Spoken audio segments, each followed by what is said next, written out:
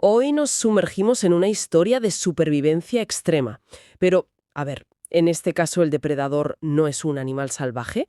Ni siquiera estamos hablando de una enfermedad física o de un desastre natural. Claro, es algo mucho más insidioso. Totalmente. El asesino en esta inversión a fondo es, sorprendentemente, la filosofía. O bueno, para ser más exactos, el intelecto llevado a un límite tan absoluto que termina, literalmente, devorando a su propio creador. Ostras, es que suena a ciencia ficción, pero es real. El material que traemos hoy es fascinante. Vamos a analizar un texto autobiográfico y profundamente personal. Sí, sí, es un autor que reflexiona sobre una dedicatoria que él mismo escribió hace 5 años en su libro. El libro, por cierto, se titula Prouniplacer, del placer al éxtasis. Y la dedicatoria en cuestión dice textualmente, a Clara y Ángel, mis mejores maestros. Que, a ver, hasta aquí suena como la típica frase retórica, ¿verdad? El clásico cliché poético que cualquiera pone al principio de un libro para agradecer a sus hijos la paciencia y ya está. Total. Es casi una convención literaria dar las gracias a la familia. Sin embargo, lo que hace que este texto sea un documento tan extraordinario, tan crudo, es lo que el autor añade justo después de esa dedicatoria. Ahí es donde da el giro. Eso es. Él deja clarísimo que esa frase no tiene absolutamente nada de metáfora. Escribe, con una literalidad que da escalofríos, yo sin mis hijos estaría muerto. Madre mía, es que es una afirmación brutal. Estaría muerto. Y esa es precisamente nuestra misión de hoy, desentrañar esta tensión tremenda. Una tensión entre el intelecto extremo, esa obsesión enfermiza por los conceptos, y la pura experiencia sensorial de tener hijos. Exacto, porque resulta que eso fue lo único capaz de salvarle la vida. Y para que nos hagamos una idea del peligro real del que estamos hablando, me viene a la cabeza una imagen. A ver, cuéntame. Pues imaginemos a alguien que tiene que cruzar un bosque inmenso, un bosque frondoso y lleno de peligros. Y para no perderse, consigue el mapa más detallado del mundo. Vale, el mapa sería la filosofía, ¿no? Eso es. Empieza a estudiar la topografía, las curvas de nivel, la leyenda, y se obsesiona tanto con comprender el mapa a la perfección, con entender el concepto abstracto del bosque, que deja de mirar hacia adelante. Claro, va caminando con los ojos pegados al papel. Exactamente. Y por estar tan inmerso en esa abstracción cartográfica, no se da cuenta de que el camino de tierra real se acaba y termina cayendo por un precipicio. El mapa, que se suponía que iba a ser su herramienta de salvación, es exactamente lo que lo destruye. Lo fascinante aquí es cómo el autor desafía nuestra concepción tradicional del conocimiento. Porque, claro, culturalmente estamos programados para creer que la capacidad de razonar es siempre buena. Sí, que la lógica es la luz en la oscuridad, ¿no? Totalmente. Se supone que son las herramientas más elevadas del ser humano. Pero en este texto, el conocimiento abstracto no se presenta como una tabla de salvación en absoluto. Se presenta como una trampa, casi. Se presenta como una fuerza gravitatoria, con un potencial destructivo inmenso. El autor nos está advirtiendo de que el intelecto, cuando se desvincula por completo de la realidad física y palpable, se convierte en un laberinto. Un laberinto diseñado por uno mismo, además. Exacto. Y del que resulta casi imposible escapar sin ayuda externa. Vale, vamos a desgranar esto paso a paso. Porque, a ver, nadie se despierta un martes por la mañana y decide destruir su vida con filosofía abstracta. No, estas cosas llevan un proceso. Eso es. El texto nos detalla cómo se originó esta caída en este laberinto de las palabras, y parece que todo empezó en una época muy vulnerable, a los 17 o 18 años. La edad clásica de las crisis existenciales. Total, esa edad en la que se buscan las grandes respuestas a los misterios del universo. Y el autor relata que su primer intento de calmar esa sed fue a través de la religión. Menciona específicamente cómo intentó acercarse al concepto de Dios apoyándose en las filosofías de figuras como San Agustín. Pues es un punto de partida muy revelador, la verdad. Si uno analiza la figura de San Agustín, lo que representa históricamente es el esfuerzo intelectual de estructurar lo inefable. De atrapar lo divino, digamos. Claro. Es el intento de coger una experiencia espiritual inmensa, inabarcable, y domesticarla mediante la palabra y el dogma teológico. Suena a una tarea titánica. Es un primer paso muy lógico para una mente joven y brillante que busca certezas. Intentar atrapar la esencia misma de la vida usando la red de la teología. Pero claro, como el propio autor descubre, esa red a veces no es suficiente para contener la angustia existencial. Ya. Y el texto revela que eventualmente se fue alejando del cristianismo. Pero esa hambre voraz por entenderlo todo no desapareció, sino que simplemente mutó hacia algo mucho más frío, más analítico. Hacia la razón pura. Exacto.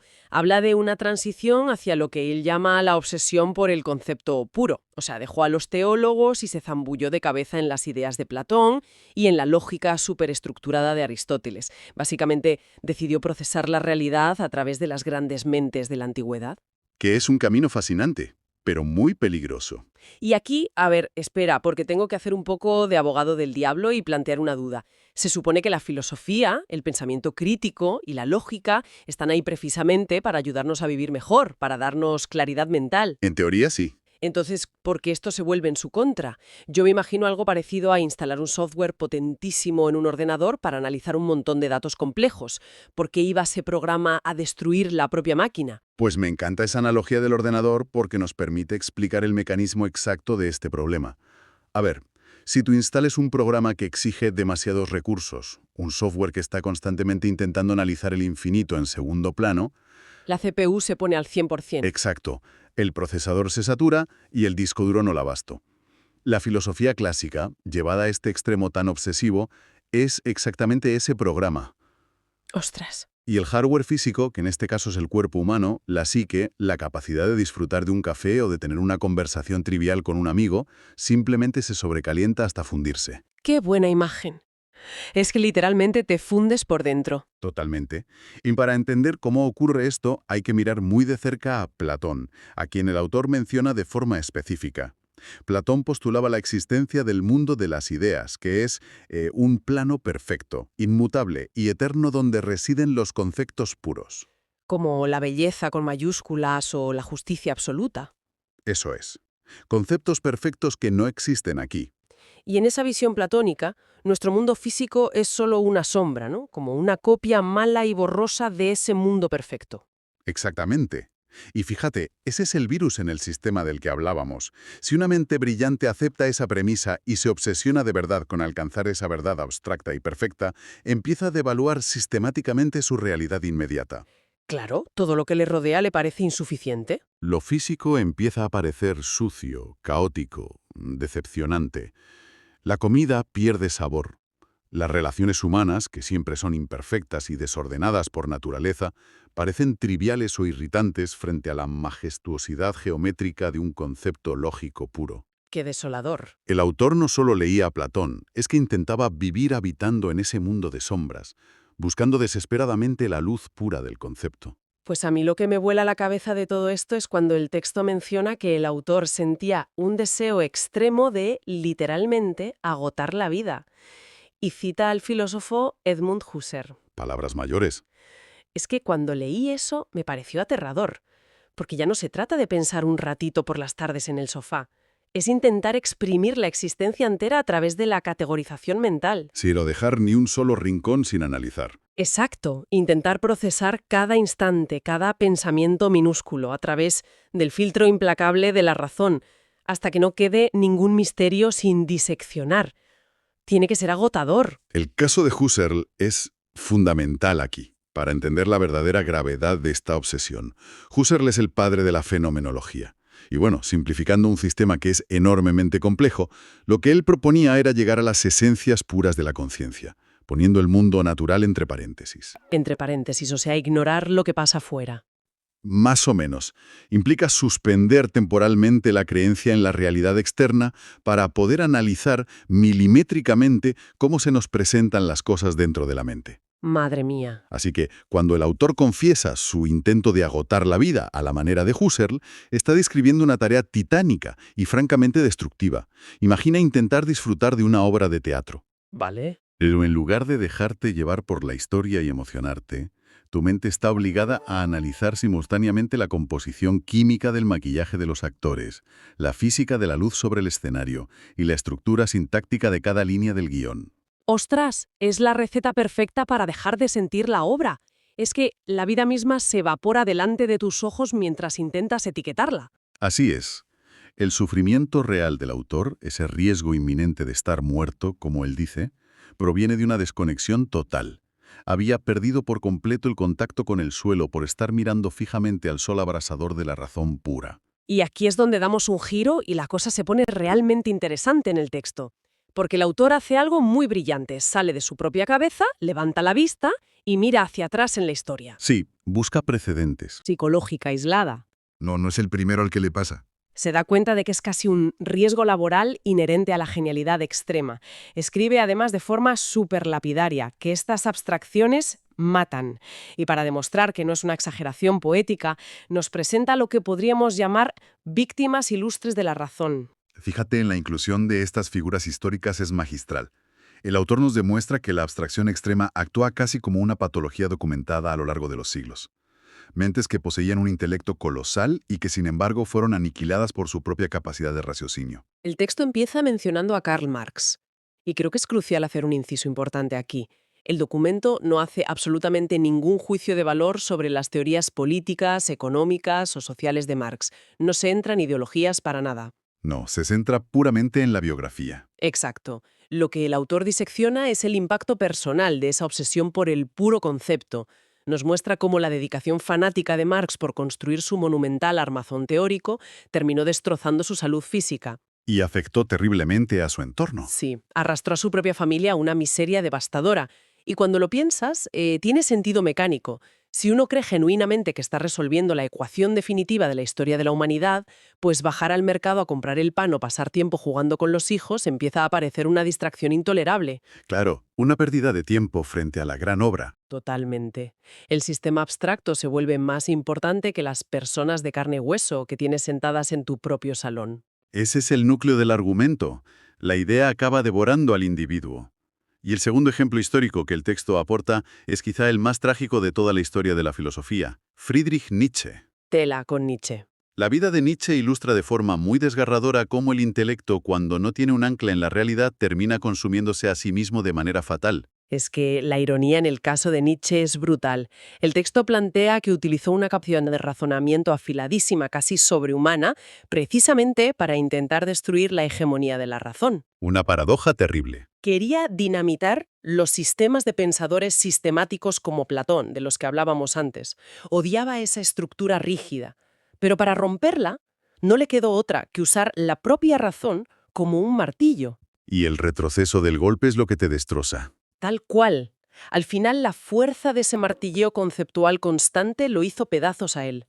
El documento expone cómo esta cruzada intelectual, que además fue súper solitaria, le costó la salud física, espantó a todas sus amistades y arruinó la relación con el amor de su vida. Nietzsche terminó devorado por el mismo monstruo conceptual que intentaba domar. Es vital entender por qué el autor incluye a Marx y a Nietzsche en este ensayo. No lo hace para darnos una clase de historia de la filosofía, ni mucho menos. Estos nombres funcionan en el texto como espejos verdaderamente aterradores. Espejos de su propia vida. Exacto. Al ver el destino de estos gigantes de la filosofía, al constatar cómo la abstracción fulminó sus vínculos afectivos, su salud y, en el caso de Nietzsche, directamente su cordura, el autor está contemplando aterrorizado su propio futuro inminente. Claro, se ve reflejado. El mensaje subyacente es muy claro. Si mentes de esta magnitud fueron devoradas por el laberinto conceptual, ¿qué esperanza me queda a mí si sigo caminando por este mismo sendero? Uf, debe ser una sensación de terror absoluto. A mí me suena a la pesadilla de estar atado a las vías del tren, ver las luces de la locomotora acercándose en la oscuridad, entender a la perfección la mecánica de la máquina, poder calcular su velocidad y su peso de forma matemática. Y ser completamente incapaz de moverte para salvarte. Exacto. Y fíjate en la enorme ironía cronológica que nos regala el texto, que a mí me parece de locos. El autor nos cuenta que esta crisis de estar siendo devorado por los conceptos le estaba ocurriendo justo mientras publicaba su libro Pruniplacer. Del placer al éxtasis. Es alucinante. Alguien que está escribiendo sobre las palabras más ligadas a lo sensorial, al cuerpo, a la experiencia vital, vibrante, el placer, el éxtasis. Y todo esto mientras su propia mente, en la vida real, se asfixiaba en un desierto de abstracciones frías. Es una disonancia brutal entre su obra y su vida interior. Y lo que más valoro de este texto es su honestidad brutal. El autor no intenta vendernos la moto, no va de gurú. Admite que hoy, 5 años después de aquella dedicatoria, sigue luchando Sigue sintiendo a veces que la razón lo intenta devorar. Esa honestidad intelectual es lo que para mí le da verdadera legitimidad a todo el documento. Evita presentarse como un sabio iluminado que ha matado al dragón de la abstracción para siempre y ya está curado. Reconoce que la inercia de la mente analítica es casi como una fuerza de la naturaleza. Una tentación constante. Exacto. La tentación de conceptualizar la vida siempre va a estar acechando ahí.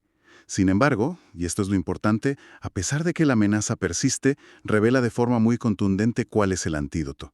Y lo fascinante es que la salvación no resulta ser otro concepto filosófico más sofisticado. No, no. La cura, desde luego, no estaba en la biblioteca. Y aquí es donde llegamos al clímax narrativo y emocional de toda esta reflexión. El rescate definitivo no viene de un pergamino antiguo, sino de dos fuerzas de la naturaleza muy físicas, ruidosas y demandantes, Clara y Ángel. Sus propios hijos. Sus hijos. El autor los eleva a una categoría bellísima en el texto, llamándolos maestros sensitivos. Y aquí quiero hacer una pausa, porque me parece un concepto precioso y quiero asegurarme de que lo entendemos bien. ¿Qué es exactamente un maestro sensitivo en este contexto? ¿Y cómo demonios logra arrebatarle a alguien de las garras de la razón pura? Es una pregunta clave. Antes usábamos la metáfora del ordenador, pero ahora, no sé, se me ocurre otra imagen para visualizar este rescate. A ver qué te parece. Si habitar en el mundo de la filosofía abstracta es como subir en un globo aerostático. Al principio, la experiencia es maravillosa. Claro, las vistas deben ser increíbles. Sentido, desde las alturas. Pero si uno se obsesiona y sigue subiendo buscando una perspectiva cada vez más elevada y pura, acaba llegando a una altitud donde la atmósfera se afina demasiado. Donde ya no hay oxígeno para respirar. Eso es. Comienza la asfixia en el vacío helado del concepto puro. Me parece una imagen buenísima. Y lo terrible de los globos aerostáticos, si seguimos con la metáfora, es que para poder subir a esas alturas tan extremas, es absolutamente indispensable soltar lastre. Ah, claro, soltar peso. Exacto. Los filósofos que mencionábamos antes fueron arrojando por la borda todo su lastre. Sus vínculos familiares, su cuidado personal, su salud física. Soltaron todo lo terrenal porque lo veían como un peso inútil que les impedía alcanzar la famosa idea pura. Qué detalle tan bueno, lo del lastre. Me encanta. Pues en esa situación crítica, donde el pasajero del globo está a punto de perder el conocimiento por falta de oxígeno, Clara y Ángel representan los sacos de arena y las cuerdas pesadas. Su anclaje a la tierra. Con su demanda incesante de atención física, o sea, un llanto repentino, una rodilla raspada en el parque, la necesidad imperiosa de que los bañen o de jugar con barro, obligan al globo a descender a plomo, fuerzan al pasajero a abandonar la estratosfera y tocar la tierra firme, a volver a respirar el oxígeno denso, sucio y real de la cotidianidad. Literalmente les salvan la vida tirando de él hacia abajo, hacia el barro. Eso es. Es que los niños son el antídoto perfecto contra la abstracción, porque son su opuesto absoluto. Un niño pequeño, y bueno, cualquiera que haya estado cerca de uno lo sabe perfectamente, vive radicalmente arraigado en el momento presente. Sí, el aquí y el ahora. No hay más. Para un niño de esa edad, no existe el concepto platónico de justicia con mayúsculas. Existe el hecho físico y doloroso de que un hermano le ha quitado un juguete ahora mismo. Un charco de agua en el suelo, el sabor dulce de una galleta, el cansancio por la noche. Esa es la totalidad innegable de su universo. Y es un universo puramente material. Y al exigir que el autor interactúe con ellos en ese plano inmediato, logran algo que toda la tradición filosófica occidental fue incapaz de hacer por él. Lo reconectan violentamente con la experiencia pura. En un contexto donde la filosofía intentaba desmaterializarlo todo, un niño que te exige, llorando, que le ates los cordones de los zapatos, es un recordatorio implacable de la materia. Ostras, me encanta cómo el autor describe esto no solo como una interrupción en su trabajo, sino como una lección superior. Hay una inversión total de la jerarquía a la que estamos acostumbrados socialmente. Sí, le da la vuelta a todo. Normalmente, la sociedad asume que el adulto es la fuente de sabiduría, ¿no? El padre es quien debe sentar al niño y explicarle cómo funciona el mundo, enseñarle conceptos abstractos y transmitirle valores lógicos.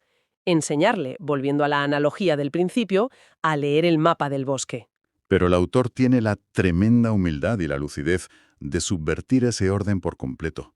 Reconoce, con un profundo respeto hacia sus hijos, que esos niños dominan de forma innata un territorio que él y pensadores tan grandes como Marx o Nietzsche habían perdido trágicamente. El contacto no filtrado con la existencia de verdad. Exactamente. Por eso la frase inicial de «A Clara y Ángel, mis mejores maestros», cobra un peso monumental cuando conoces la historia. No le enseñaron a estructurar un argumento lógico brillante. Le enseñaron la disciplina vital de existir fuera del intelecto. Le enseñaron a no caerse por el precipicio por estar mirando el maldito mapa todo el rato. Y hacia el final del documento, la carga emocional se vuelve desbordante. El autor, mirando en retrospectiva, tras esos 5 años de la dedicatoria, afirma que tiene la certeza en el cuerpo. ¡Qué expresión más potente! Me encanta. Es que no dice he llegado a la conclusión lógica, que sería lo esperable en él. Dice que tiene la certeza en el cuerpo, algo carnal, algo totalmente sensorial. Y reitera su agradecimiento desde lo más profundo por haber sido su anclaje a la vida verdadera y por haberle sacado a tirones del laberinto de las palabras. Es que es una imagen de rescate total. Y la reflexión se cierra con una frase que no deja espacio a dudas de ningún tipo. Sin vosotros, simplemente, no habría camino. O sea, no está diciendo que la vida habría sido un poco más silenciosa o más aburrida sin niños. Es que la ruta se habría acabado allí mismo. El viaje intelectual que destila todo este testimonio es de una riqueza inmensa. Comienza con esa embriaguez adolescente del descubrimiento intelectual, esa sensación de que tienes los códigos secretos para descifrar el universo mediante la lógica y la fe. La soberbia de la juventud, un poco. Claro. Y luego nos sumerge en el reconocimiento aterrador del peligro que supone habitar exclusivamente en ese reino de las ideas. Un abismo que, como hemos visto, está documentado por la ruina personal de genios históricos, Sí, te asomas al borde y da vértigo. para finalmente aterrizar en una resolución inesperada y profundamente humana. La salvación se encuentra en lo más terrenal, en lo más cotidiano y ruidoso que existe. El cuidado y la atención plena hacia unos hijos se revela como el único antídoto verdaderamente eficaz contra el veneno letal del exceso de análisis. Y, fíjate, si uno se detiene a pensarlo, esta es una advertencia que resuena con muchísima urgencia en nuestro contexto actual. Porque, a ver, ya no hace falta ser un filósofo ermitaño del siglo XIX encerrado en una biblioteca polvorienta para sufrir este sobrecalentamiento del hardware mental del que hablábamos. Que va, hoy nos pasa a todos. Hoy en día, la sociedad entera vive asomada a ese precipicio abstracto. Pasamos la inmensa mayor parte de nuestras horas de vigilia mirando pantallas, inmersos en mundos puramente conceptuales. Completamente desencarnados. Es que en las redes sociales, por ejemplo, no interactuamos con personas reales de carne y hueso. Interactuamos con conceptos de personas, con avatares, con representaciones ideológicas. Nos pasamos el día debatiendo ideas abstractas en el vacío digital y perdiendo el contacto con el peso físico de la realidad que nos rodea. Nos estamos asfixiando en el globo aerostático todos los días. Exacto.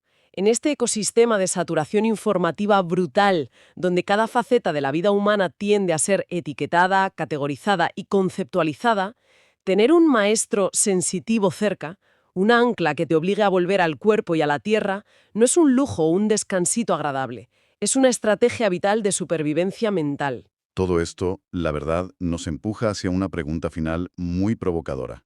Una que desafía directamente la forma en que valoramos la erudición y la inteligencia en nuestra cultura. A ver, dispón. Si a través de todo este análisis comprobamos que la razón pura, cuando se deja sin límites, posee la capacidad real de disolver la salud mental y destruir los afectos familiares, Sí, las abstracciones matan. y si observamos que únicamente la experiencia directa, física y sin filtros de la realidad puede rescatar a una mente de su propia asfixia, entonces cabría preguntarse, ¿no será que el verdadero propósito de devorar bibliotecas enteras, de acumular tantos conocimientos y explorar la profundidad de los conceptos, debería ser, paradójicamente, darnos cuenta de su limitación final?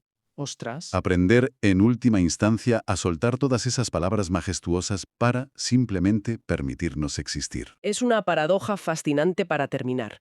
Quizás la única utilidad real de tener el mapa perfecto y detallado del bosque no sea seguirlo ciegamente con la cabeza agachada, sino ganar la tranquilidad suficiente para doblarlo, guardarlo en el bolsillo y por fin atreverse a mirar los árboles y sentir el barro fresco bajo los pies. Nos han vendido una imagen falsa. Totalmente. para este análisis a fondo tenemos sobre la mesa fuentes interesantísimas, las famosas meditaciones metafísicas, las pasiones del alma y unos apuntes fenomenológicos muy posteriores que dialogan directamente con él. Y ese es precisamente el objetivo de este análisis a fondo. La misión aquí es desaprender. Hay que olvidar esa caricatura escolar del pensador gélido, de la estatua de hielo. Sí, para descubrir a un filósofo que propuso algo radical.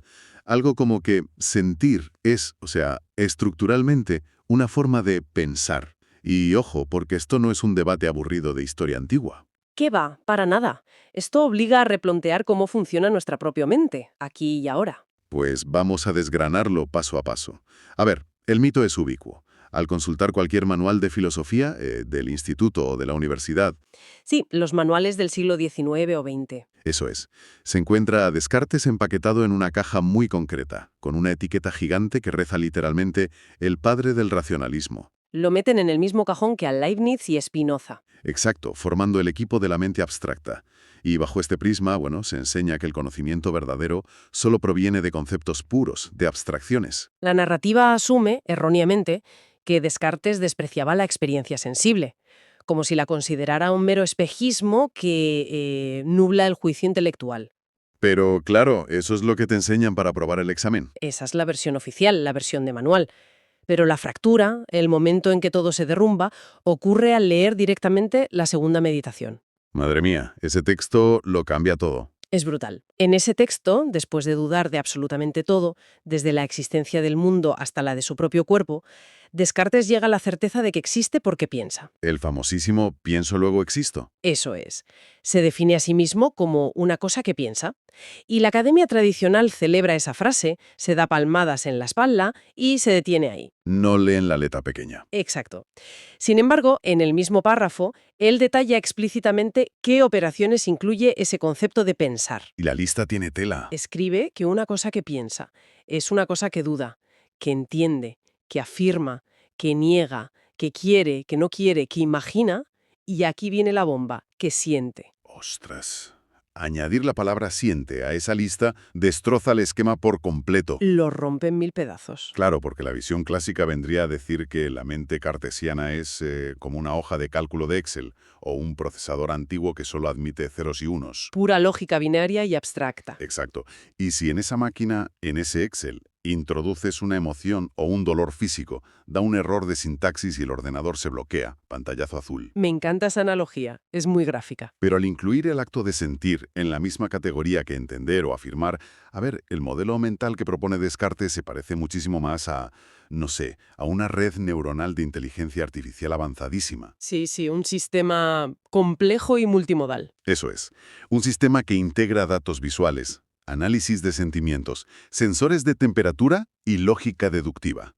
Y lo procesa absolutamente todo como información válida bajo el gran paraguas del pensamiento. Es que Descartes no diseñó una calculadora aislada, diseñó un centro de procesamiento de experiencias vivas. Es alucinante. El pensamiento, en su obra real, no se reduce al razonamiento discursivo. Para él, pensar es literalmente cualquier acto que ocurre dentro del escenario de la conciencia. Cualquier cosa que experimentes, Claro, un dolor punzante en un dedo, la alegría repentina al escuchar una melodía o el miedo ante un peligro inminente son fenómenos conscientes. pasan dentro de ti. Formular una teoría médica sobre el dolor, para estar pensando. El simple hecho de experimentarlo ya es un acto intelectual. Vale, pero espera. A ver, aquí hay algo que no me cuadra. Hago de abogado del diablo un momento. Adelante, a ver. Hay una contradicción latente grandísima aquí. Si acabamos de establecer que sentir es una forma de pensar, y es un dato completamente válido para la conciencia, Ajá. ¿de dónde sale entonces la inmensa fama de que Descartes odiaba los sentidos? Quiero decir, todo su método arranca dudando de la información sensorial, porque, según él, los ojos te engañan. Es una duda muy lógica. Y ahí radica la mayor trampa interpretativa de su filosofía. A ver, explícame eso. Se suele omitir un matiz crucial. Hay que distinguir entre el contenido de la sensación y el acto de la sensación. Contenido y acto. Vale. Descartes duda metódicamente de lo primero, del contenido, pero jamás, nunca duda de lo segundo. Ponme un ejemplo para visualizarlo mejor. Imaginemos a alguien que camina por un desierto sofocante. De repente, percibe un charco de agua cristalina a lo lejos. El clásico espejismo. Exacto. El contenido de esa percepción dicta que hay agua física a unos metros. El método cartesiano advierte con mucha razón que el mundo exterior es falible. Que te la puede colar. Claro, que la refracción de la luz provoca espejismos y que no hay que fiarse de ese contenido. El agua material física puede ser una falsedad. O sea, el objeto externo que estamos viendo proyectado no existe, es mentira. Efectivamente. Pero el acto de experimentar la visión, el asombro o la esperanza de calmar la sed, eso que ocurre internamente al ver el espejismo, Eso es innegable. absolutamente innegable. La vivencia pura de sentir la visión no puede ser falsa porque está ocurriendo realmente en la conciencia de la persona. Ostras, claro. Yo estoy sintiendo sed y estoy viendo algo.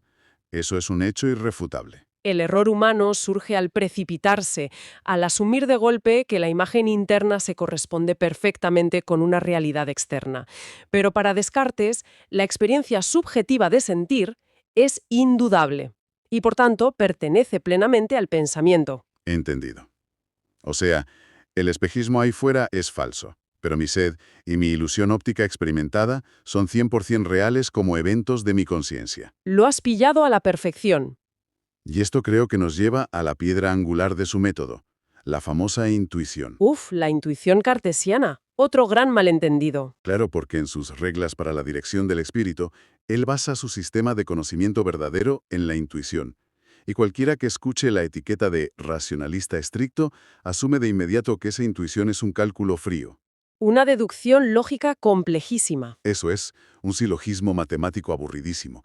Pues nada más lejos de la realidad, la intuición cartesiana se ha malinterpretado sistemáticamente.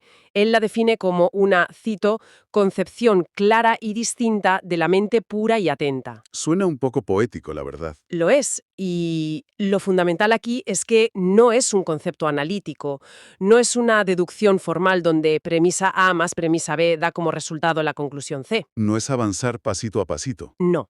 Para Descartes, la intuición es una captación inmediata, algo totalmente preconceptual. Es una presencia mental.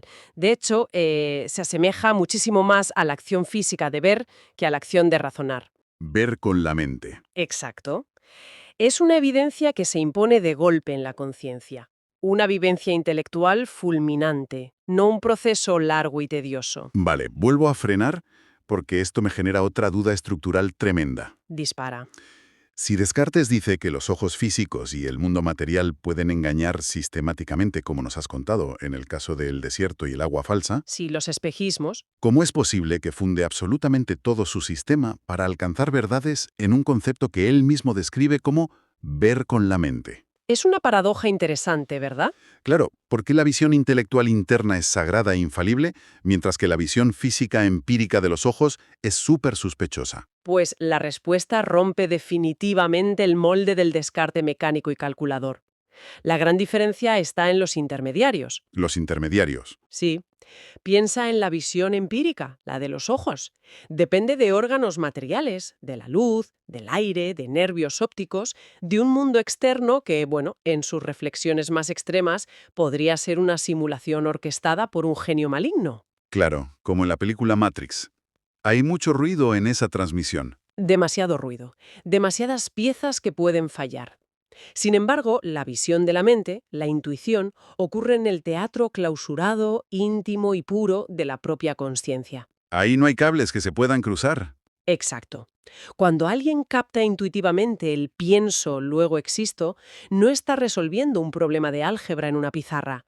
Está experimentando de forma directa e inmediata la verdad de su propia existencia. En el acto mismo de intentar dudar de ella. Eso es. No hay intermediarios que distorsionen la señal. Es una experiencia vivida evidente por sí misma. Pues esto cambia completamente las reglas del juego. Porque si su método se apoya en limpiar la conciencia para tener experiencias internas directas, Ajá. y si encima validamos que la sensibilidad del sentir es pensamiento puro, ostras, esto derriba el siguiente gran pilar del imaginario colectivo. Te refieres al dualismo, ¿no? Claro. La supuesta separación tajante, casi hostil, entre la mente y el cuerpo. En los institutos se enseña frecuentemente que Descartes es una especie de Platón de la modernidad. Sí, el mito del fantasma en la máquina. Exactamente. En la tradición platónica, el mundo de los conceptos puros es lo perfecto, la luz. Y el cuerpo es, literalmente, una cárcel terrenal sucia que corrompe al alma y la llena de pasiones bajunas. El cuerpo es el enemigo mortal de la razón. Pues lamento decir que ese dualismo radical y antagónico no representa en absoluto el pensamiento maduro de Descartes. ¿Ah, no? Para nada. Al explorar la sexta meditación y sobre todo su último gran tratado, que se llama Las pasiones del alma, lo que se encuentra es una defensa férrea de la unión, de la unidad sustancial entre el alma y el cuerpo humano. Una unidad, no son enemigos entonces. No, el cuerpo, filosóficamente hablando, Descartes dice que es pura extensión geométrica, materia en el espacio. Pero la sensibilidad, o sea, el dolor, el placer, el hambre, la sed, Todo eso que nos hace reaccionar. eso es. Esas cosas no pertenecen a la materia inerte, pertenecen a la conciencia, pertenecen al alma conectada íntimamente con esa materia. O sea, un alma encarnada. Totalmente. Las emociones y pasiones no se describen en sus textos como fallos de un sistema biológico, ni como distracciones molestas que entorpezcan el raciocinio. Todo lo contrario, me imagino. Todo lo contrario, son movimientos internos que informan constantemente a la conciencia sobre el estado del propio cuerpo y su interacción vital con el entorno. Como un panel de mandos. Exacto. Las pasiones nos dicen qué evitar, qué buscar, qué es peligroso para nuestra supervivencia y qué es beneficioso. Integran la existencia material en la vida mental. Descartes resulta ser un cartógrafo súper meticuloso de la experiencia interna y emocional. Madre mía. Viendo la riqueza de este enfoque integrador, donde las pasiones y el cuerpo tienen un papel tan activo, a mí me surge una pregunta puramente histórica. A ver. O sea, ¿por qué ocurrió esta manipulación a gran escala? ¿Por qué los historiadores y filósofos del siglo XIX decidieron coger unas tijeras, amputar toda esta exploración sobre las emociones y encajar a Descartes a la fuerza en el papel del racionalista aburrido? Es una historia de despachos, básicamente. Hay que entender cómo se estructuró el mundo académico europeo durante el siglo XIX. La época de la institucionalización. Exactamente. La filosofía se estaba institucionalizando en las universidades de forma masiva, especialmente en Alemania y Francia, y los catedráticos necesitaban crear planes de estudio muy claros. Manuales digeribles para los alumnos. Claro, categorías pedagógicas fáciles de enseñar y, sobre todo, fáciles de evaluar en un examen. Para construir una narrativa histórica atractiva y comprensible, diseñaron, digamos, un combate de boxeo filosófico. Un Madrid-Barça de la filosofía. Totalmente. Necesitaban un drama con dos bandos claramente enfrentados. En una esquina, el empirismo británico, que defendería que absolutamente todo viene de los sentidos. Y en la otra esquina, el racionalismo continental, que defendería que todo viene de la mente abstracta. O sea, crearon una polarización artificial para facilitar la enseñanza. Sí, una simplificación enorme. Y supongo que dejando el escenario perfectamente preparado para que luego Immanuel Kant apareciera décadas después como el gran árbitro salvador que sintetiza ambos bandos. Esa era exactamente la estructura narrativa. Kant como el héroe que logra la superación del conflicto. Pero para que este relato de buenos y malos funcionara bien en los libros de texto, Descartes tenía que encarnar el polo extremo. El malo de la película para los empiristas. El polo de la razón pura, desconectada del mundo terrenal. Así que omitieron deliberadamente sus escritos sobre anatomía. Ocultaron su validación de la experiencia interna y borraron de un plumazo su profundo estudio de las pasiones. Lo mutilaron académicamente para que cupiera en el temario del examen. Lo has resumido a la perfección. Y este sesgo historiográfico duró muchísimo tiempo. Se instaló como una verdad absoluta. Es que es brutal de pensarlo. El entendimiento masivo de la propia mente humana se retrasó siglos simplemente porque unos profesores del siglo XIX necesitaban poner preguntas de examen más sencillitas. Es de locos. Es una anécdota histórica triste, pero muy real. Y debido a esa amputación tremenda, hubo que esperar a los albores del siglo XX para que alguien volviera a leer los textos originales, sin el filtro de la Universidad Decimonónica. Alguien que fue capaz de ver más allá. Exacto. Alguien que descubrió que Descartes en realidad había plantado la semilla de una disciplina que iba a revolucionar la filosofía contemporánea. Hablamos de Edmund Husserl y el nacimiento de la fenomenología. Husserl representa un giro copernicano en toda esta historia. Totalmente. Lejos de ver a Descartes como un eslabón antiguo y polvoriento en la cadena del racionalismo, lo reconoció como el pionero absoluto de la exploración radical moderna. Le tenía un respeto reverencial, ¿no? Increíble. Sentía tal admiración que llegó a bautizar una de sus introducciones más importantes a la fenomenología directamente como Meditaciones cartesianas, en su honor. Casi nada. Y lo que Husserl extrae de esos textos originales cartesianos es un concepto vital para entender nuestra mente: la intencionalidad de la consciencia. Vale, vamos a detenernos aquí y a detallar en qué consiste exactamente esta intencionalidad, porque la palabra engaña un poco. No tiene que ver con tener buenas o malas intenciones. No tiene nada que ver con la moral. La fenomenología rechaza la idea clásica de que la mente sea un contenedor pasivo, una especie de caja o disco duro donde simplemente se almacenan ideas. Vale, Sientes algo. Husserl desglosó este proceso vital en dos componentes, que son inseparables: el acto mismo de la conciencia, que él denominó con el término técnico noesis, y el contenido o el objeto al que se dirige ese acto, que denominó noema. vale. Para asentar bien estos conceptos técnicos, porque pueden ser áridos, propongo una analogía visual para quien nos escucha. Me encantan tus analogías. Dale. Imaginemos por un momento que la conciencia, esa direccionalidad, opera como el haz de luz de una linterna. Imagina una linterna potente en una habitación completamente a oscuras. De acuerdo. La linterna en la oscuridad. La energía pura de la batería, el acto mismo de encender el interruptor y proyectar el chorro de luz hacia adelante. Eso sería la noesis, ¿verdad?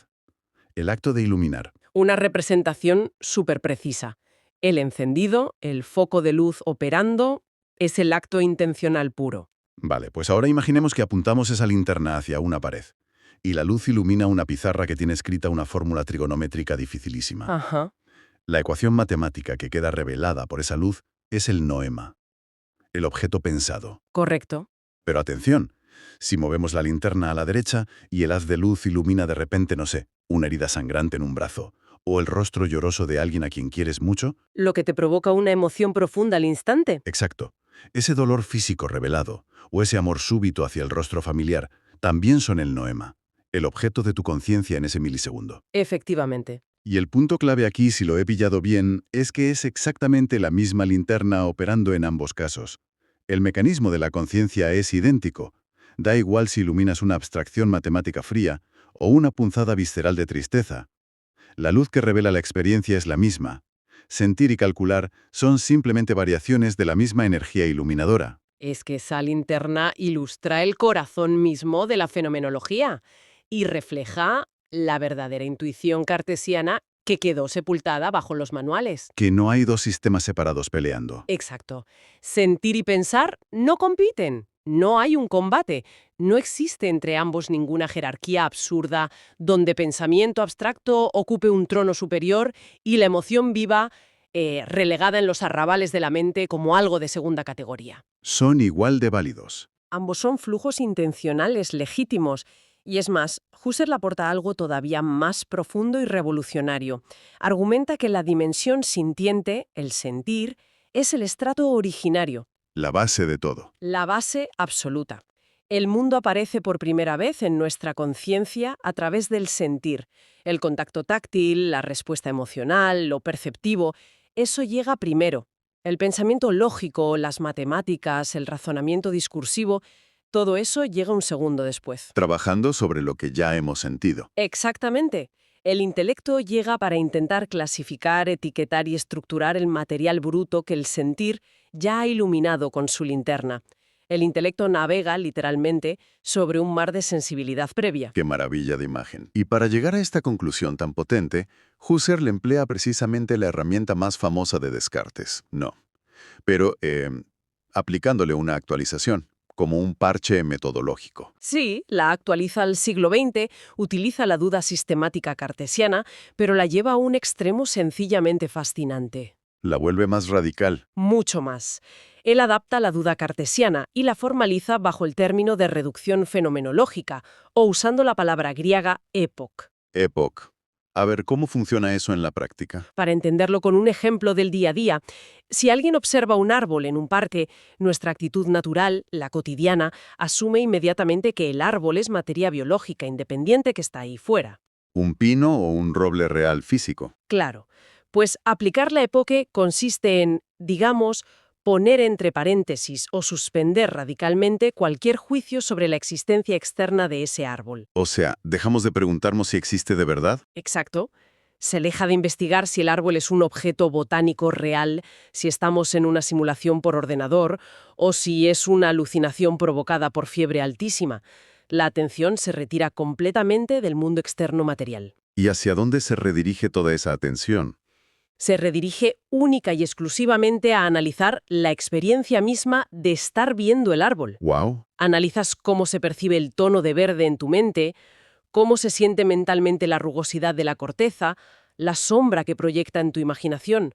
Analizas el fenómeno puro. Y el hacer esto sistemáticamente con todo, vaciando el mundo de suposiciones físicas materiales, lo único que te queda es un espacio brutal, un inmenso lienzo en blanco interno donde ocurren todas estas luces y experiencias. Pueda existir, aparecer o ser pensada por nosotros. Y fue Descartes el primero en pisar este territorio, ¿verdad? Descartes fue el auténtico Neil Armstrong de esto. Fue el primero en vislumbrar este territorio virgen, al llegar a su famosísimo cogito. Pienso, luego existo. Él abrió de una patada las puertas a este gigantesco continente interior. Pero aquí hay un giro dramático en la historia. Sí.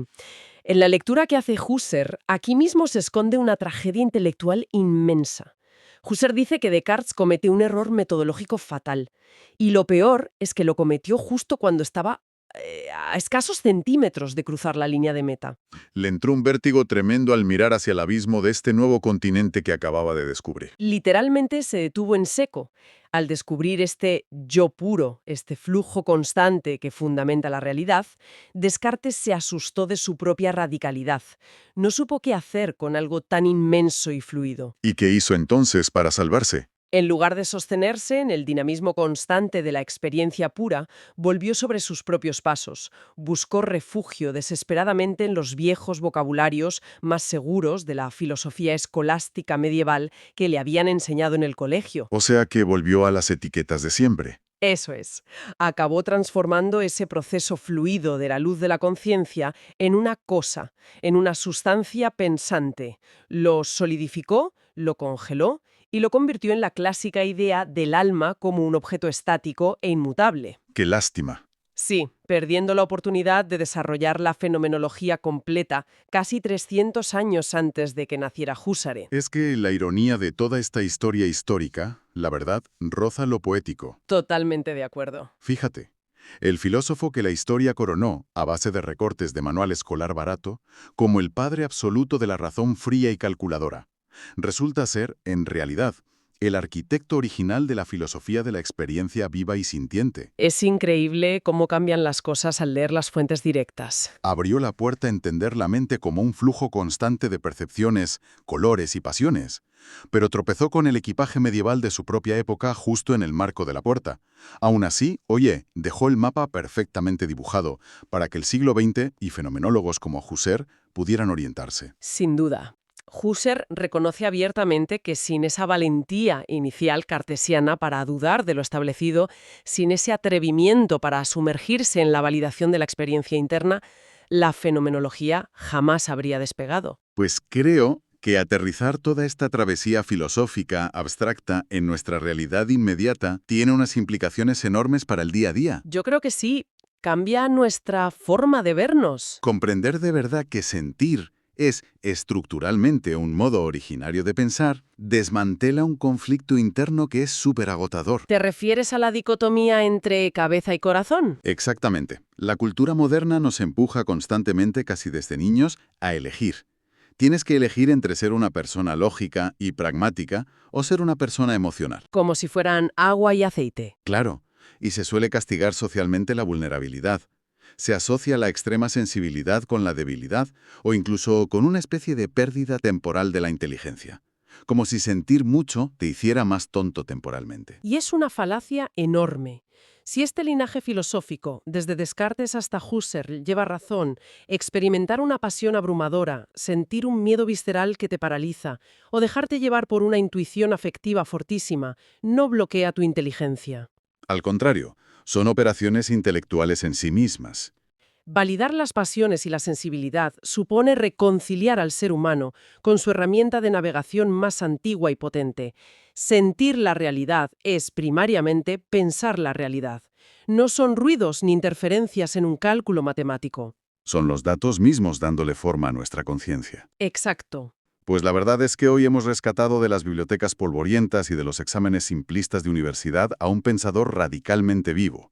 El Descartes que emerge tras esta revisión a fondo no es un matemático frío ni distante. Es un explorador. Es un pionero fascinante que entendió que dudar, imaginar y conmoverse hasta las lágrimas son destellos idénticos. Provienen de esa misma luz de la linterna intencional que ilumina el universo de nuestra mente. Un viaje interesantísimo, desde luego. Y para cerrar este análisis a fondo, hay una reflexión inspirada en todo este material que merece muchísimo la pena explorar en solitario o darle vueltas con la almohada. A ver, suéltala. Si estas emociones viscerales de las que hemos hablado no son opuestas a la razón, sino actos puros, rápidos e inmediatos de la conciencia, cabe preguntarse seriamente qué ocurre de verdad en esos momentos de la vida diaria que solemos catalogar corriendo como reacciones irracionales explosivas. Esos impulsos que a veces nos dominan, ¿no? Exacto. Es muy posible que esos instintos instantáneos o esos rechazos súbitos que a veces sentimos hacia alguien y que no logramos explicar con palabras precisas en el momento, no sean en absoluto un fallo del sistema, ni una locura temporal. Ojo, que esto es muy profundo. Quizás representan a nuestra conciencia captando una verdad cruda y profunda sobre nuestro entorno, en una fracción minúscula de segunda. Una intuición fulminante. Una información tan rápida, tan vital y tan precisa que la mente analítica, que todavía está buscando las carpetas y organizando sus hojas de cálculo para entender qué pasa, simplemente no ha tenido tiempo de formular en frases completas. Completamente de acuerdo. Es muy común que cuando consumimos cualquier tipo de historia, ya sea, no sé, una novela dramática, una película de ciencia ficción, o incluso cuando recibimos un consejo vital de un amigo, siempre hay una batalla clásica que se da por sentada en la cultura popular. Sí, la eterna lucha, claro. Exacto. O sea, por un lado tenemos a la mente, ¿no? Al cerebro, casi siempre representado con gafas, con traje de chaqueta, calculando todo con una frialdad milimétrica y mirando hojas de cálculo. Como un contable sin alma, vamos. Eso es, totalmente. Y por el otro lado, pues tenemos al corazón, el terreno de las emociones, que se suele pintar como algo impulsivo, caótico, saltando al vacío sin paracaídas y sin pensar en las consecuencias. Parecen entidades completamente irreconciliables. Bueno, es que ese es el gran mito cultural de nuestra época y, francamente, de las anteriores también.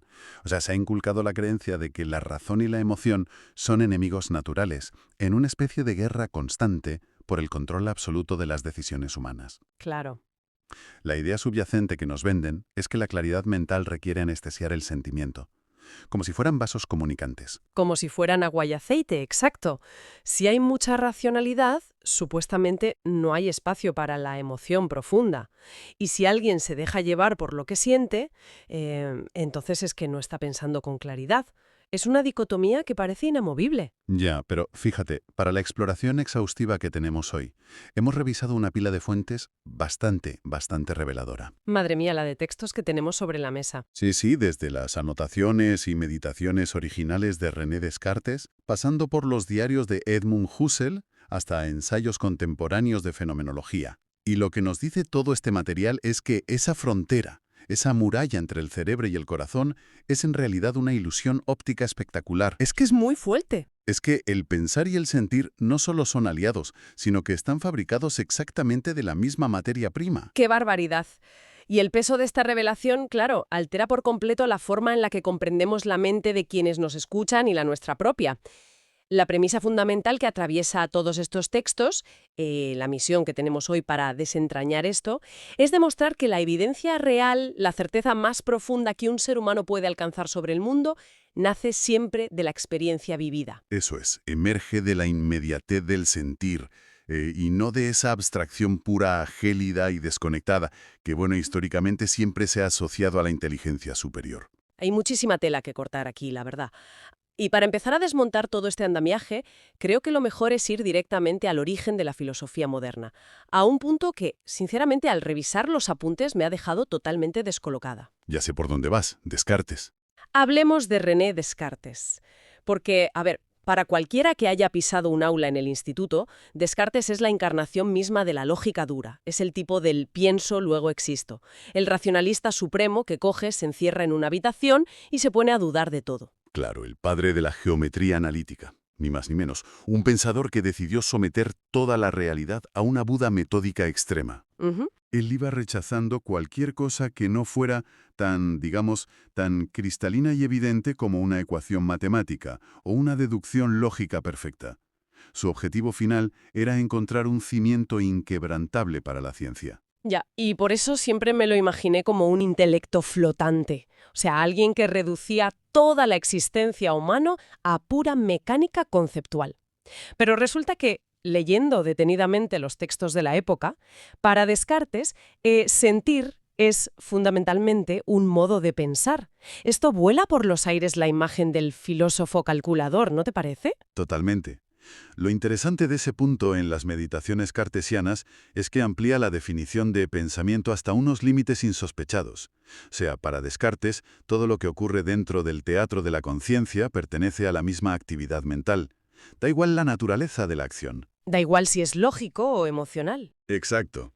Da igual si es dudar de una creencia, imaginar un paisaje invernal, querer alcanzar un objetivo profesional, afirmar una verdad matemática o, y aquí está el giro importante, sentir tristeza, alegría o dolor. Es que es un giro enorme. Claro, porque todas esas vivencias son, bajo su lupa, formas de pensamiento. No hay una separación anatómica o funcional donde la lógica vive en un ático superluminoso y las emociones en un sótano oscuro. No, todo cohabita en el mismo espacio unificado de la conciencia. A ver, espera. Me cuesta un poco encajar esto sin un ejemplo tangible. ¿Cómo puede ser que sentir dolor o sentir miedo sea equivalente a resolver un problema matemático en términos de pensamiento? Según tengo aquí en las notas, Descartes hace una distinción entre lo que él llama el acto y el contenido. Eso es clave, sí. A ver si lo entiendo. Imaginemos que alguien siente un terror absoluto por una sombra proyectada en la pared de su habitación. La persona cree que es un intruso, pero resulta ser solo, no sé, un abrigo colgado. Ahí, el contenido del sentimiento, que es ese intruso imaginario, es falso. Le está engañando, claro. Le engaña, exacto. Pero el acto de sentir ese terror, la taquicardia, la vivencia interna, eso es indudable. Es real. Pues esa es precisamente la distinción que salva al sentir y lo coloca en el centro de toda certeza. O sea, el contenido de la percepción sensible puede ser una ilusión óptica, un espejismo en el desierto, un error de juicio, lo que sea, pero la vivencia misma de estar experimentando esa ilusión es una verdad absoluta para el sujeto. Fíjate, para visualizarlo mejor, es como tener el ticket de compra de unos grandes almacenes. A ver, O sea, tal vez el producto que viene en la caja salga defectuoso o no sea lo que prometí el anuncio en la tele, ahí el contenido del sentimiento falla. Pero el ticket que tienes impreso demuestra de forma irrefutable que hubo una transacción, que tú fuiste a la tienda. Ese acto de sentir es el ticket. Y tenerlo en la mano es una vivencia indudable. me parece una analogía brillante, de verdad. Y lo fascinante de ese ticket de compra es que la tinta con la que está impreso es la propia conciencia. Qué bonito. Esa analogía ilustra muy bien por qué Descartes concluye que la mente no es solo una fábrica de silogismos lógicos, no es solo esa concatenación de premisas para llegar a una conclusión, a lo A implica B. Claro. La mente alberga en su sustrato más primario esa experiencia inmediata que él denomina intuición clara y distinta. Y ojo, esa intuición no es el resultado de un largo cálculo reflexivo, sino una evidencia que se te da de golpe sin intermediarios. Ya. Lo cual implica, si lo piensas, una inversión total de valores. El sentir no llega después del pensar para entorpecerlo, ni es un ruido de fondo que tengamos que silenciar para razonar bien. Es que es el punto de partida. Es anterior a cualquier deducción intelectual, efectivamente. La intuición directa, esa vivencia en primera persona, tiene prioridad ontológica, porque es el lugar donde la realidad te impacta sin filtros. El andamiaje racional, las matemáticas, las teorías científicas y los propios debates filosóficos se construyen inevitablemente sobre esa base originaria indudable. Si quitas la base, Si se quita ese bloque fundacional, todo el edificio se viene abajo, literalmente. el cimiento indiscutible de nuestra mente, la pregunta lógica que surge de los textos a continuación es cómo está organizado internamente ese espacio de la conciencia. Claro, la estructura de la casa. Eso es. Y para responder a eso, la exploración nos lleva a Edmund Husserl, que toma el relevo unas cuantas generaciones después. Y aquí es donde las piezas del rompecabezas realmente empiezan a encajar de una manera súper compleja. Bueno, es que Husserl es una figura titánica para este debate. Piensa que él funda una corriente entera, la fenomenología, que está dedicada exclusivamente a investigar cómo se nos aparece el mundo. Es que se dice pronto. Ya. Y su hallazgo central es identificar que la intuición, ese acto de sentir directo del que hablaba Descartes, conforma lo que él bautiza como el suelo originario. Ay, me fascina ese término, suelo originario. Transmite muchísima solidez. Nos está diciendo que hay una tierra firme desde la que brota absolutamente toda nuestra comprensión de la realidad. Sí, y sobre ese suelo, Husserl propone que sentir y pensar no son vías de tren paralelas que nunca se tocan, sino modulaciones diferentes de un mismo flujo que él llama conciencia intencional. Este concepto de la intencionalidad es la piedra roseta de su filosofía, vamos. ¿Y qué significa exactamente intencionalidad aquí? Porque claro, en el lenguaje cotidiano es tener la intención de hacer algo, pero supongo que él va por otro lado. Sí, va por otro lado. La intencionalidad significa que la conciencia no es un recipiente vacío esperando a ser llenado como un cubo de agua, sino que siempre es una flecha. Siempre es consciencia de algo. Siempre está proyectada hacia un objeto, ya sea físico, imaginado, abstracto o un recuerdo. O sea que comparten un mismo esqueleto. Tocar la superficie rugosa de una mesa de madera, visualizar mentalmente una ciudad que no existe, recordar, no sé, el olor a lluvia de la infancia o formular el juicio lógico de que los ángulos de un triángulo suman 180 grados. Exacto. En el fondo, todos son actos que apuntan hacia un blanco. Todos son flechas lanzadas desde el mismo arco de la conciencia. Así operan esos mecanismos, ¿sí? Y al compartir esa misma estructura intencional, toda la vieja jerarquía que colocaba a la razón analítica en el trono de oro y relegaba a los sentidos al calabozo más oscuro, pues se desmorona por completo. Claro, se igualan las cosas. Husserl insiste en una máxima muy famosa que es volver a las cosas mismas. Y esto implica regresar a esa intuición originaria, a ese momento virgen, donde el mundo se da en nuestra conciencia antes de que el intelecto empiece a construir categorías conceptuales y a meterlo todo en cajitas. Espera, espera. Detengamos un segundo el análisis aquí, porque los textos mencionan métodos muy específicos que él usaba y no me gustaría que pasáramos por alto los términos técnicos sin desmenuzarlos bien para quienes nos escuchan. Me parece perfecto.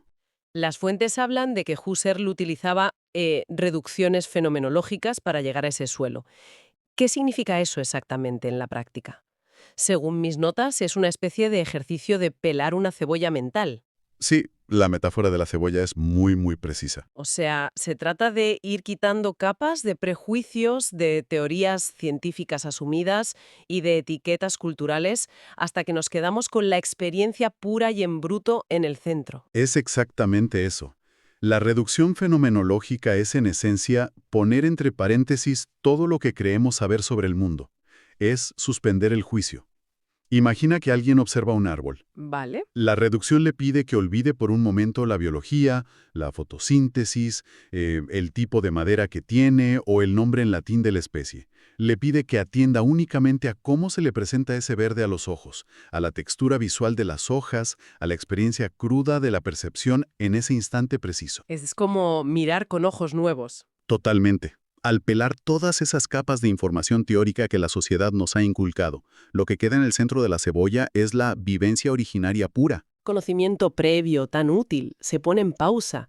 Nos está diciendo Husserl que la lógica humana, esa capacidad analítica que, oye, nos ha permitido ir a la luna, es en realidad un filtro que llega tarde. Bueno, ¿Es la razón simplemente un intento secundario de etiquetar algo que ya hemos experimentado profundamente a través del sentir? es que la razón es fundamental, por supuesto, pero su papel es el de ordenar, clasificar y extraer conclusiones de un material que ella misma no ha fabricado. El intelecto no crea el mundo, lo procesa. Ah, claro, necesita materia prima. Husserl argumenta que hay una donación inmediata de la realidad en la intuición sensible. El mundo se nos regala a través del sentir, en bandeja de plata, y solo después, en un segundo momento lógico, la razón entra en escena para clasificar ese regalo, medirlo, compararlo y teorizar sobre él. Uf, es un cambio de paradigma bestial, porque nos obliga a ver a la lógica como, no sé, como un invitado que llega a la fiesta cuando la música ya lleva horas sonando. Destroza esa falsa superioridad de quienes creen que para ser un pensador sofisticado y profundo hay que desconectar las emociones. Es que si haces eso te quedas sin nada. Exacto. Si se desconecta la sensibilidad, que es la fuente de datos primigenia, la razón se queda sin oxígeno. Operaría en el vacío más absoluto. Operaría como un motor encendido sin engranajes a los que mover, haciendo ruido para nada. Todo el inmenso edificio del pensamiento discursivo y analítico colapsa por su propio peso si le quitamos el suelo de la intuición y el sentir humano. La razón siempre extrae su savia de lo que se ha vivido. Vale, la teoría encaja de una manera asombrosa, la verdad. Filosóficamente es un triunfo. Pero, y aquí viene el pero, al avanzar hacia la última parte de nuestros documentos, llegamos a una contradicción vital, que me parece el punto más álgido de esta inversión profunda. El drama de Husserl. Porque la teoría en un papel lo aguanta todo, pero la aplicación práctica es otro cantar. Si Husserl dedicó toda su vida a demostrar que la experiencia inmediata y la intuición eran el origen de toda verdad, ¿cómo vivió él esa inmediatez? Y lo que muestran sus biógrafos y los apuntes posteriores es de una ironía oscura, casi trágica, ¿no? Es, sin ninguna duda, uno de los desenlaces más fascinantes de la historia de las ideas. Edmund Husserl tenía clarísimo, a nivel teórico, que la intuición antecede a los conceptos. Sabía perfectamente que la vida precede a la lógica. Lo escribió 1000 veces. Pues sí, pero sin embargo pasó décadas enteras encerrado en su estudio, escribiendo decenas de miles de páginas manuscritas, intentando capturar y definir esa experiencia pura, utilizando únicamente la razón. Es que tiene tela. Hay una cita en las fuentes, que de hecho es del filósofo Friedrich Nietzsche, refiriéndose a un concepto similar, y habla del baile sin bailar, y encaja de forma milimétrica con la biografía de Husserl. ¡Qué buena imagen! Porque se propuso la tarea de describir, de diseccionar y de mapear con conceptos hipercomplejos algo que, por su propia naturaleza, deja de existir en el momento en que intentas conceptualizarlo. Es el intento de atrapar el viento en una caja de cartón. Tal cual. La trampa de su propio método lo absorbió por completo. Su proyecto inicial, esa llamada revolucionaria a regresar a las cosas mismas y quitarse los filtros, partía de una intuición muy viva y muy luminosa. Pero claro, Husserl sentía una necesidad incontrolable de dotar a la filosofía del rigor de una ciencia estricta, como las matemáticas o la física. Quería hacerlo medible todo. Y ese afán de precisión lo llevó a multiplicar las distinciones metodológicas hasta el infinito. Empezó a clasificar exhaustivamente los tipos de actos de consciencia, los modos en que los objetos aparecen, lo que él llamaba los correlatos intencionales. Madre mía, qué dolor de cabeza. Ya te digo. Cuanto más intentaba acercarse a la experiencia originaria desnuda, más herramientas analíticas inventaba, interponiendo así más y más filtros conceptuales entre él y el mundo que tanto anhelaba sentir. Quería disfrutar de la cebolla cruda, pero se pasó 50 años escribiendo manuales técnicos sobre la postura exacta para sostener el cuchillo y el ángulo de corte. Es la imagen del crítico gastronómico moderno llevada al extremo. Sí, la analogía perfecta. Imagina a un alguien que acude a un restaurante espectacular con estrellas Michelin y en lugar de simplemente disfrutar del sabor, de la textura en el paladar y de la buena compañía en la mesa, está tan obsesionado anotando en una libreta la temperatura de la sala, diseccionando la estructura molecular de la salsa, teorizando sobre las influencias históricas de la infancia del chef y calculando los tiempos de cocción, Que al final no come. que el plato se queda completamente frío en la mesa, exacto. Se pasa la vida cartografiando el menú sin llegar a saborear la comida en ningún momento. Ese ejemplo capta a la perfección el mecanismo de su trajería intelectual. El acto mismo de teorizar exhaustivamente sobre un sentimiento detiene el flujo de ese sentimiento, O sea, si alguien intenta definir matemáticamente los parámetros de la alegría que siente al abrazar a un ser querido en el aeropuerto, en ese preciso instante deja de experimentar la alegría pura y pasa a realizar una tarea analítica fría. Claro, te sales del cuerpo. Husserl entendió y describió la anatomía del sentir como ningún otro pensador de su tiempo. Mapeó el territorio maravillosamente, pero su trágico destino fue perderse dibujando el mapa en lugar de salir a caminar por él, con la brisa en la cara. Y ojo, esto no es solo un dato biográfico curioso sobre un académico alemán de hace un siglo. Al leer esto, resulta absolutamente imposible no ver un reflejo directo y casi doloroso, diría yo, de las dinámicas actuales. Esta obsesión por intelectualizar y medir la experiencia viva es quizá el problema central de nuestra época, especialmente con la tecnología. La conexión con el panorama contemporáneo es innegable. Las herramientas digitales han multiplicado nuestra capacidad analítica hasta niveles absurdos, pero también nuestra tendencia a alejarnos de la intuición pura. Es que pensemos en cosas cotidianas de ahora mismo.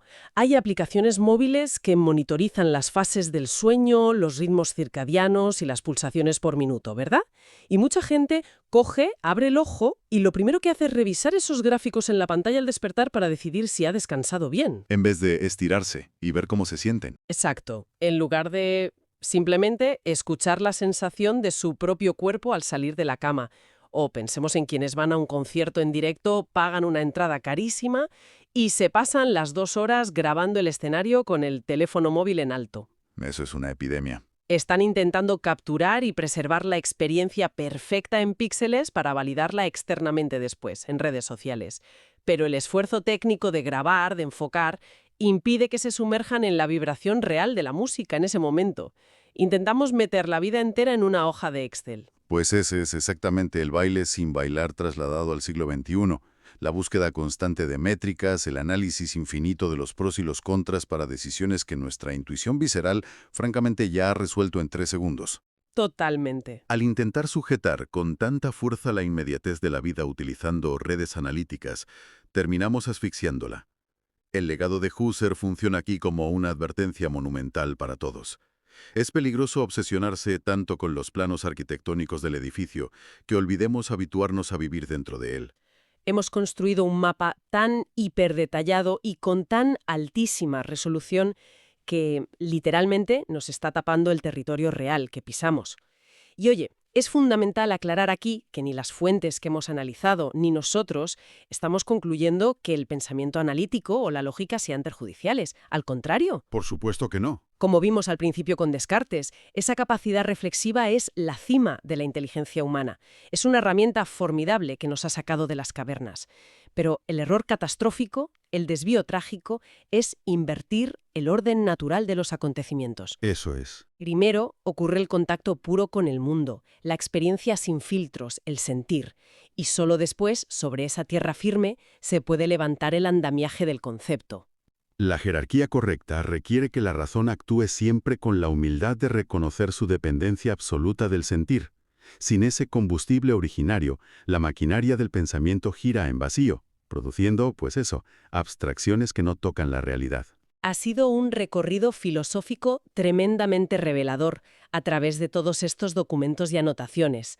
Para ir recapitulando los hallazgos principales de nuestra investigación de hoy, la conclusión más potente es que la mente humana es un todo profundamente entrelazado. Indivisible. Esa guerra civil entre el razonamiento lógico y la emoción, que comentábamos al inicio, es un espejismo cultural. Descartes nos demuestra que incluso la certeza matemática descansa en el acto fundamental de sentir la propia existencia.